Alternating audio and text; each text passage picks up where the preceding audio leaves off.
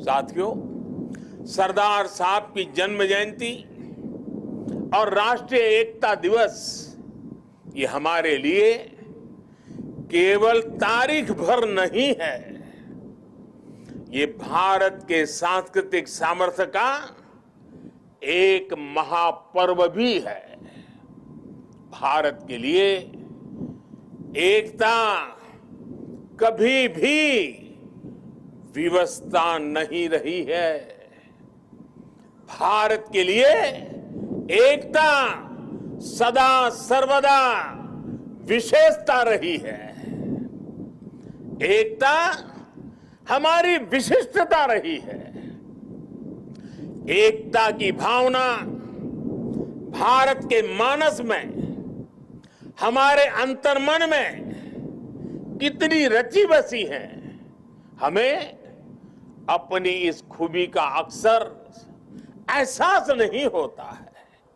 कभी कभी ओझल हो जाती है, लेकिन आप देखिए, जब भी देश पर कोई प्राकृतिक आपदा आती है तो पूरा देश एक साथ खड़ा हो जाता है। आपदा उत्तर में हो या दक्षिण में, पूरब में हो या पश्चिमी हिस्से में, ये मायने नहीं रखती है। पूरा भारत एकजुट होकर सेवा, सहयोग और संवेदना के साथ खड़ा हो जाता है। कल ही देख लीजिए ना, मोरबी में हादसा हुआ, उसके बाद हर एक देशवासी हादसे का शिकार हुए लोगों की सुरक्षा के लिए प्रार्थना कर रहा है। स्थानीय लोग हादसे की जगह पर अस्पतालों में हर संभव मदद के लिए खुद आगे आ रहे हैं। यही तो एकजुटता की ताकत है।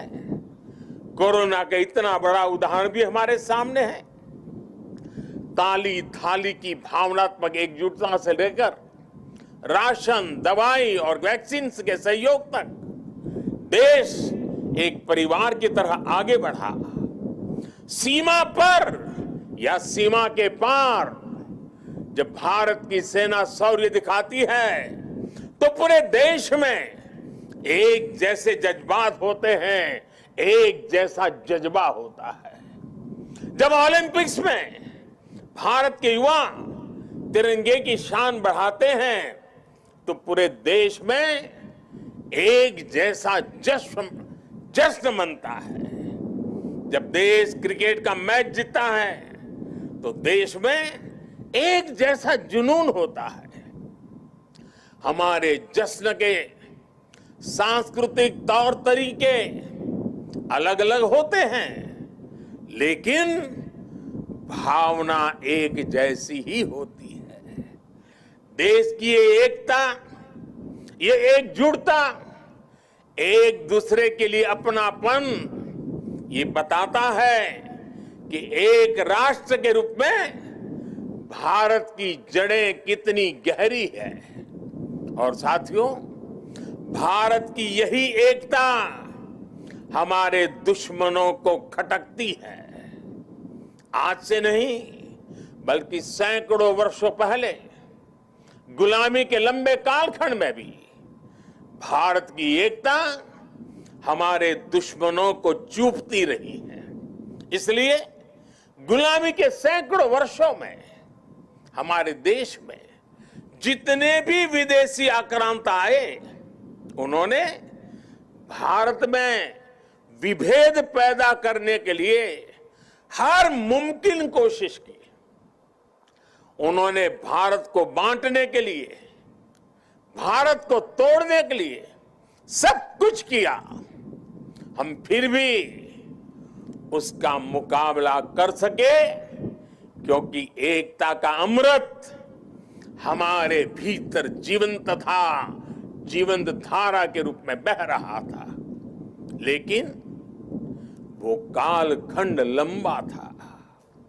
जो जहर उस दौर में घोला गया, उसका नुकसान देश आज भी भुगत रहा है। इसलिए ही हमने बंटवारा भी देखा और भारत के दुश्मनों को उसका फायदा उठाते भी देखा। इसलिए हमें आज बहुत सावधान भी रहना है। अतीत की तरह ही भारत के उत्कर्ष और उत्थान से परेशान होने वाली ताकतें आज भी मौजूद है। वो आज भी हमें तोड़ने की, हमें बांटने की हर कोशिश करती है। हमें जातियों के नाम पर लड़ाने के लिए तरह तरह के नैरेटिव गढ़े जाते हैं। प्रांतों के नाम पर हमें बांटने की कोशिश होती है। कभी एक भारतीय भाषा को दूसरी भारतीय भाषा का दुश्मन बनाने के लिए कैंपेन चलाए जाते हैं। इतिहास को भी इस तरह पेश किया जाता है ताकि देश के लोग जुड़े नहीं बल्कि एक दूसरे से दूर हो। और भाइयों बहनों, इसे एक और बात हमारे लिए ध्यान रखनी आवश्यक है। ये जरूरी नहीं है कि देश को कमजोर करने वाली ताकत हमेशा हमारे खुले दुश्मन के रूप में ही आए। कई बार ये ताकत गुलामी की मानसिकता के रूप में हमारे भीतर घर कर जाती है। कई बार ये ताकत हमारे व्यक्तिगत स्वार्थों के जरिए सेंधमारी करती है। कई बार ये तुष्टीकरण के रूप में, कभी परिवारवाद के रूप में, कभी लालच और भ्रष्टाचार के रूप में दरवाजे तक दस्तक दे देती है, जो देश को बांटती और कमजोर करती है। लेकिन हमें उन्हें जवाब देना होगा।